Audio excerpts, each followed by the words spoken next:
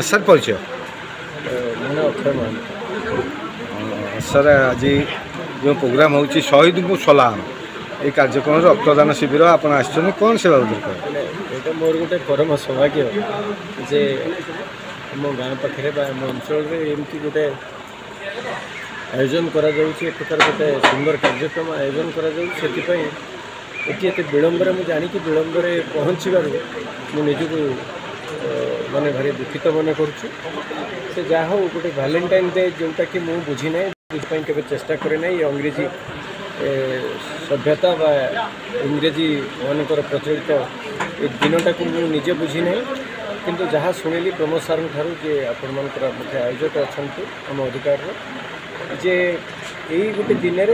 में सेमती इंग्रेजी स्टाइल रे बा इंग्रेजी भली दिनटा को पालन न करी गोटे रक्तदान शिविर कर जो रक्तदान शिविरटी अमर शहीद मानकर उद्देश्य से उत्सर्गित कर सबुठ बड़ कथा जे आप समस्ते सब जिनस हो पारे डाक्तर हो पारे इंजीनियर हो पारे शिक्षक हो पारे समाजसेवी हो पारे कि गोटे सेवक हबार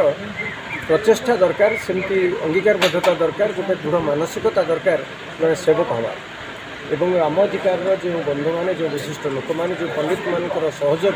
ये कार्यक्रम होची से जड़े जड़े सेवक कार सेवा कर मातृभूमि सेवा कर जो मानी आम राति शांति शोचु जो मानी आम देशर स्वाभिमान आत्मसम्मान अक्षुण्ण रही से उद्देश्य मुझे सलाम दूची कारण से आम देशर परिचय शरद कुमार राउतराय रिटायर्ड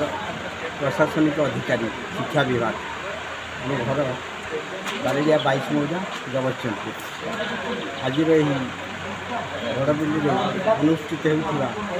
शहीद स्मारक उत्सव में जोग निजक धन्य मन कर षष्ठ वार्षिक श्रद्धांजलि उत्सव एक पल्ली अंचल ये भाव अनुष्ठित हो आम पल्ली अंचल एक निरा वातावरण सृष्टि कर देश प्रेमर वार्ता देती वास्तविक अवर्णनीय अतुलनीय और अविस्मरणीय रही